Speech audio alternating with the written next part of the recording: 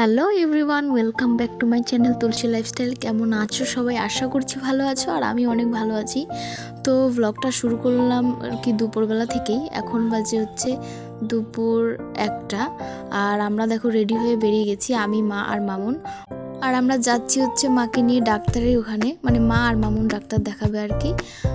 মায়ের শরীরটা কয়েকদিন যাবত একটু খারাপ যাচ্ছে, তাই বাড়িতে মিস্ত্রি থাকার কারণ যাওয়া হচ্ছিল, তাই আজকে হচ্ছে মিস্ত্রি রান্না খুব সকাল সকাল করে এখন বেরিয়ে পড়েছি আর কি, মাকে নিয়ে ডাক্তার এখানে যাচ্ছি। তো বলতে বলতে দেখো টোটো থেকে অটো করে আমরা চলে এসেছি এখন বাস ধরতে।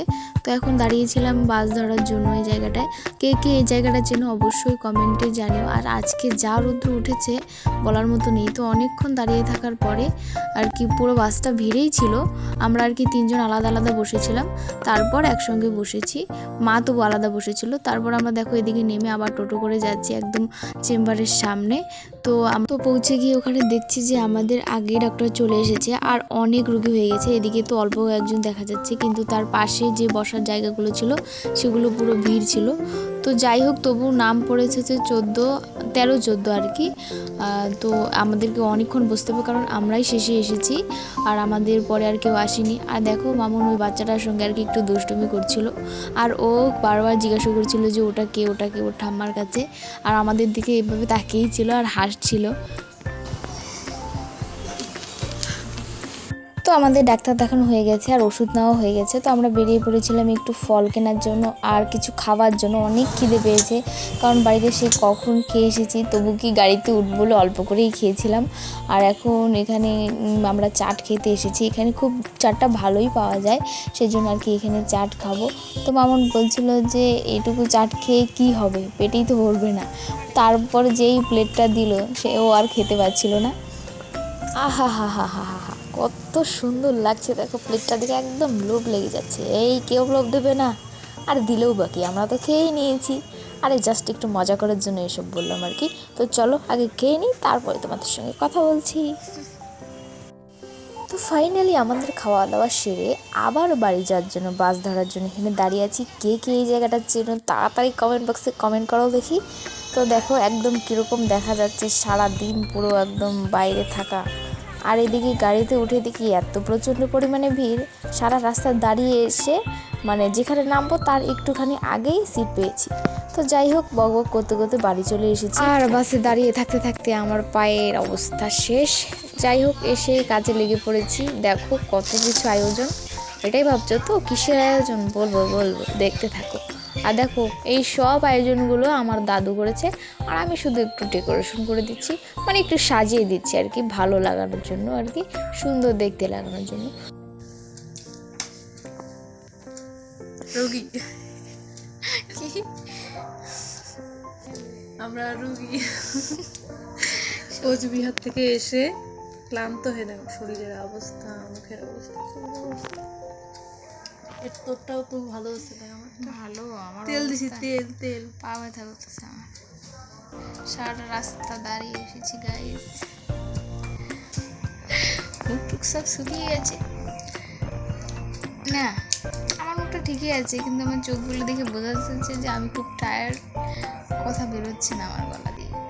তার মধ্যে এইসব আয়োজন করা, যদিও সামান্য, তাও ইচ্ছে করছে না। আর এর তো বলাই যাবে না, আরও তেল দিয়েছে মাথায়, পুরো রুগী, হসপিটালে অ্যাডমিশন করাতে হবে।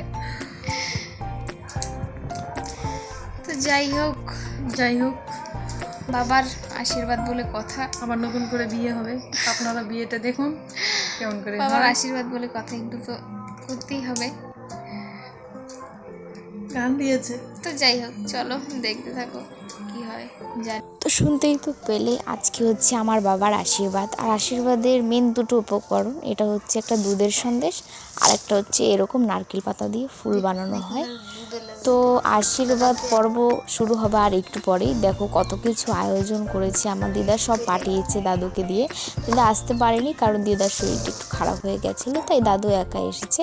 তো এখন শুরু হচ্ছে আশীর্বাদ পর্ব, তোমরা দেখতে থাকো। আর দাদু আশীর্বাদ করতে বসে দেখছে যে আমি ওইদিকে ভিডিও করছি আর আমাকে সব বলে দিতে হচ্ছে যে দাদু এটা করো ওটা করো, মানে দাদু সব ভুলে যাচ্ছে। আর ভিডিও চালু করেছি সেই জন্য আর কি একটু নার্ভাস হয়ে গেছে। তো দেখো সেই যে নারকেল পাতার যে ফুলটা বানিয়েছে তার মধ্যে দুব্ব দিয়ে তারপরে সেটা আশীর্বাদ করতে হয়।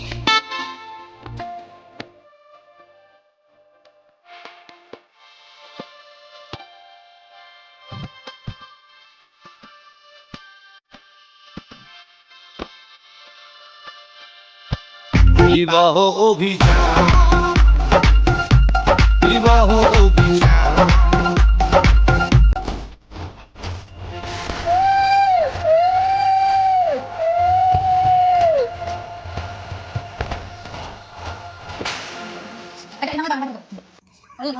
তো বাবার এদিকে আশীর্বাদ শেষ, এখন হচ্ছে ভাই আর দাদার পালা, ওদেরকে আশীর্বাদ করছে। তো তোমাদের মনে একটাই প্রশ্ন যে আমার বাবাকে কি আবার বিয়ে দিচ্ছি, কিসের জন্য আশীর্বাদ করা হলো? তো চলো বলছি, আমাদের মধ্যে একটা নিয়ম আছে, মানে আমার দাদু বাড়িতেও আছে আমাদের বাড়িতেও আছে, যে চৈত্র মাসে মানে একটা ভালো দিন দেখে আর কি জামাইকে আশীর্বাদ করতে আসে শ্বশুর। ছোটোবেলা থেকেই আমরা এই নিয়মটা দেখে আসছি আর আমরা অপেক্ষা করে থাকতাম যে এই দিনটি কবে আসবে আর আমরা দুধের সন্দেশটা আর কি খাবো। আর দাদা আর ভাইকে সেটা হচ্ছে অপশনাল, যেরকম হচ্ছে জামাই শ্বশুর বাড়িতে গেলে নাতি নাতনিদের এরকম আশীর্বাদ করে থাকে, তো সেরকমই। তো চলো আমরা এবার খেতে বসে গেছি, দাদু আমি আর দাদা। তো এদিকে রান্না হয়েছিল হচ্ছে মাছের চচ্চড়ি, মাছের তেলের ভাজা আর ডাল। করে আবার দাদু বাড়ি চলে যাবে। আর এদিকে ক্যামেরা ধরলেই ইনি অনবরত হেসেই যান, কি আর বলবো। এই ছিল আজকের ভিডিও, কেমন লাগলো জানিও, ভালো লাগলে লাইক কমেন্ট শেয়ার এবং সাবস্ক্রাইব। বাই।